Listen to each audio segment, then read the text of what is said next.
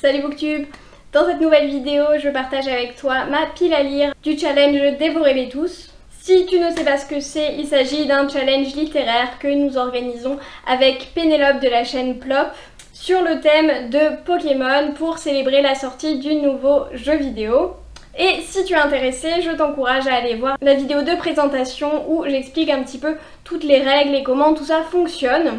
Cette vidéo va apparaître juste là et elle sera également mise en description. En description, vous allez pouvoir retrouver également tous les Google Drive pour les différents templates et la liste des Pokémon avec les catégories à valider. Concernant ma pile à lire, honnêtement, je n'ai pas trop cherché à faire le truc le plus efficient du monde. J'ai certains livres qui ne valident qu'une ou deux catégories, qui auraient même pu en valider d'autres, mais comme j'avais déjà des livres prévus, je ne les ai pas fait valider. Donc c'est un petit peu suboptimal, on va dire, mais c'est pas grave puisque j'ai au total 11 livres et un manga que j'ai du coup à vous présenter aujourd'hui. En premier, j'ai le tome 2 de la trilogie Vampiria, La Cour des Miracles de Victor Dixon, et il est publié chez Robert Laffont dans leur collection R. Et Vampiria va me servir à valider Lunala, donc c'est un livre avec des créatures nocturnes, donc avec les vampires on est en plein dedans. Mais également Brindibou puisque c'est un livre de Victor Dixon. Il fait toujours énormément de plot twists et de retournements de situation. Les choses s'enchaînent très vite avec toujours des choses surprenantes auxquelles on ne s'attendait pas. Et donc je suis à peu près sûre de valider Brindibou avec ce livre. Ensuite, j'ai A Prayer for the Crown Shy, donc le tome 2 de la saga Monk and Robot de Becky Chambers. Comme vous le savez si vous me suivez depuis quelques vidéos maintenant, j'ai fait une vidéo dédiée à Becky Chambers et j'ai lu le premier tome de cette saga et le deuxième tome est sorti en septembre en version originale. La version française du premier tome est sortie également chez La Talente et je vous encourage vivement à le lire. Et ce livre va me permettre de valider les Pokémon Moumouton puisque ce sont toujours des livres très réconfortants et très positifs. Mais également Zygarde puisque c'est un livre sur la différence et sur l'acceptation d'autrui. Ça me valide également Kaiminus puisqu'il s'agit d'un livre très court de moins de 300 pages. Mais aussi Mew puisqu'il s'agit d'un livre de science-fiction. Rayquaza évidemment puisque dans la saga Monk and Robot, donc Moine et Robot, il y a évidemment des robots, en tout cas un robot. Et Hérissandre puisque la couverture est assez jaunâtre, comme je vous le voyez juste ici. Ensuite, j'ai Babel de A.F. Kwong, donc c'est l'autrice de The Poppy World, dont je vous ai maintes et maintes fois parlé. C'est son nouveau livre qui est sorti en milieu d'année en version originale, donc évidemment il n'a pas encore été traduit. Et ce livre va me permettre de valider les catégories Fennec puisqu'il y a de la magie dans cet univers, Salamèche puisque notre personnage est orphelin, Carapuce puisque le personnage va lutter contre un groupe un petit peu plus fort que lui, enfin même beaucoup plus fort que lui, et lutter avec un petit peu une ambiance de rébellion. Évidemment on peut également valider Gruicui puisqu'il s'agit d'une autrice d'origine chinoise, et comme je l'ai dit on peut valider Dracofeu puisqu'il y a une histoire de rébellion. Ensuite je vais avoir le livre D'or et d'oreiller de Flore Vesco aux éditions L'École des loisirs. Et celui-là va me permettre de valider Grenousse puisqu'il s'agit d'une réécriture de La Princesse au Petit Pois. Mais également Noctali puisque évidemment quand il s'agit d'une réécriture de La Princesse au Petit Pois, la nuit et le sommeil, le moment où on dort, a une importance particulière. Donc évidemment la nuit est importante. Et également Arco puisque la couverture a des tons plutôt verts. Ensuite, j'ai A Kingdom of Flesh and Fire, le tome 2 de Blood and Ash, la saga de Jennifer L. Armentrout. Ce tome avait été traduit sous le nom de Un royaume de chair et de feu par Cécile Tasson aux éditions de Saxus. Ce livre valide évidemment la catégorie Pikachu puisqu'il s'agit d'un livre mainstream qu'on voit un petit peu partout sur BookTok, Bookstagram ou Booktube.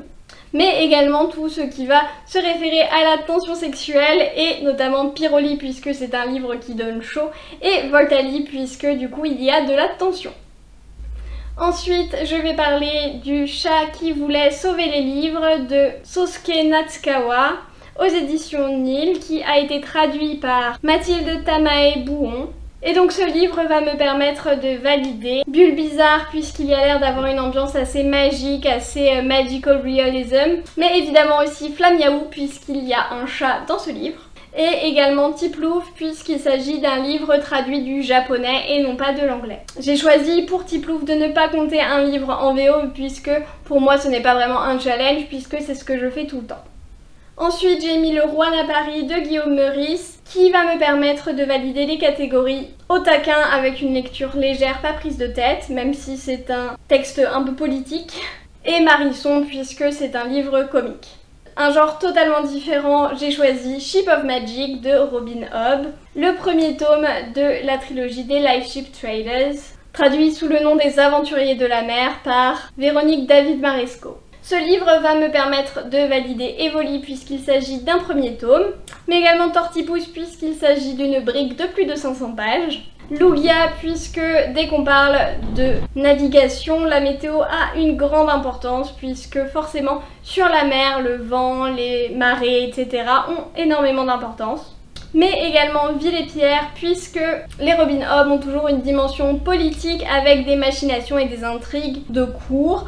Donc je pense que ça ira bien à cet endroit-là, mais sinon ça pourrait être remplacé par d'autres livres, notamment Vampiria par exemple, puisque les intrigues de cour, Vampiria remplit parfaitement cette catégorie. Et enfin ça remplit également la condition pour Aquali, puisqu'il y aura des créatures aquatiques dans ces tomes. Ensuite, j'ai prévu de lire Some Kind of Happiness de Claire Legrand, qui est un livre anglophone qui n'a pas été traduit, qui me permet de valider Poussifeu puisqu'il s'agit d'un livre jeunesse. Et comme il parle de santé mentale, de dépression et de comment surmonter la dépression, ça me fait valider Mentally et Moustillon. C'est un livre qui est également une coming of age story, ce qui me permet de valider Germignon, ainsi que L'Arméléon, puisque c'est un livre qui peut me faire pleurer. Ensuite, j'ai The Dollmaker of Krakow de R.M. Romero, traduit chez Gallimard Jeunesse par Le fabricant de poupées de Cracovie, par Anne Criff.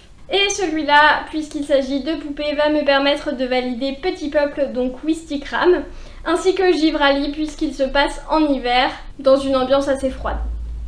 Le dernier roman de ma pile à lire, il s'agit de Shadow of the Gods de John Gwynne, qui est le premier tome de la Bloodsworn saga, très influencé par la mythologie nordique avec une grande part des dieux nordiques, et donc ça me permet de valider à la fois Nymphalie et Kyurem.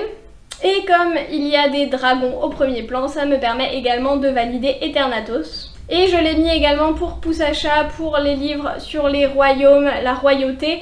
Mais ça, pareil, je ne suis pas totalement sûre, mais dans tous les cas, cela pourrait être également validé par Vampiria.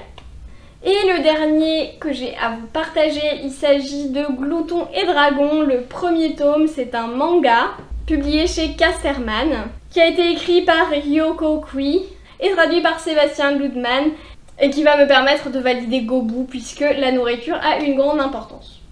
Donc voilà, c'est à peu près tout pour ma pile à lire. Comme je vous l'avais dit, c'est pas si compliqué finalement de valider beaucoup de sous-catégories et beaucoup de points à la fois. Pour un même livre, en fait, on a énormément de points qui peuvent être validés. Donc ne soyez pas impressionnés par la quantité de catégories et de points, c'était vraiment pour jouer avec toute l'ambiance de Pokémon et tout l'univers. Vous voyez que c'est assez accessible, donc n'hésitez pas à participer. J'ai notamment publié déjà une vidéo sur mes recommandations, comme ça vous pouvez aller piocher dedans si vous n'avez pas trop d'idées pour certaines sous-catégories. Donc vraiment n'hésitez pas. Dites-moi si vous avez déjà lu certains des livres que j'ai présentés ici, s'il y en a d'autres qui sont également dans votre pile à lire, s'il y en a dont vous souhaiteriez discuter avec moi quand je les ai terminés. Enfin bref, n'hésitez pas à venir discuter dans les commentaires, ça me fait toujours énormément plaisir d'avoir de plus en plus de vos retours. Et en attendant, on arrête tous de procrastiner, on va prendre un livre et moi je vous dis à la prochaine.